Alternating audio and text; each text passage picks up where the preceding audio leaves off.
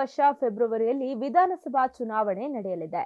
ಇನ್ನು ಈ ಚುನಾವಣೆಗೆ ಅರವಿಂದ್ ಕೇಜ್ರಿವಾಲ್ರ ಆಪ್ ಈಗಾಗಲೇ ತನ್ನ ಅಭ್ಯರ್ಥಿಗಳ ಪಟ್ಟಿಯನ್ನ ಬಿಡುಗಡೆಗೊಳಿಸಿದ್ದು ಚುನಾವಣೆಗೆ ಪೂರ್ಣ ಸಿದ್ಧವಾಗಿದೆ.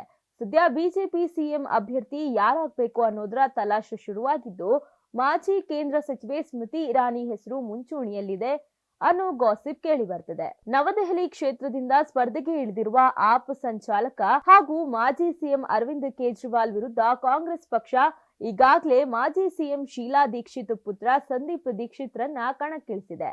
ಆದರೆ ಬಿಜೆಪಿ ಅಭ್ಯರ್ಥಿ ಹೆಸರು ಇನ್ನೂ ಆಯ್ಕೆಯಾಗಿಲ್ಲ. ಬಿಜೆಪಿಯಲ್ಲಿ ಸ್ಮೃತಿ ಇರಾನಿಯನ್ನ ಕಣಕ್ಕಿಳಿಸೋಕೆ ಚಿಂತನೆ ನಡೆಸಿದೆ ಅನ್ನೋ ವದಂತಿಗಳು ಕೇಳಿ ಬರ್ತಿವೆ. ಇನ್ನು ಹೀಗಾಗಿ ಸಹಜವಾಗಿ ಸ್ಮೃತಿ ಹೆಸರು ಸಿಎಂ ಅಭ್ಯರ್ಥಿ ಹುದ್ದೆಗೂ ಬಾಯಲ್ಲಿಟ್ರೆ ಬೆಣ್ಣೆಯಂತೆ ಕರಗುವ ಜೀನಿ ರಾಗಿ ಬಿಸ್ಕತ್ ಹಾಗೂ ಮಕ್ಕಳಿಗೆ ವಿಶೇಷವಾಗಿ ತುಪ್ಪ ಮತ್ತು ಬೆಣ್ಣೆಯೊಂದಿಗೆ ತಯಾರಿಸಿದ ರಾಗಿ ಸರಿ ಹಿಟ್ಟಿನ ಬಿಸ್ಕತ್ ಬಂದಿದೆ.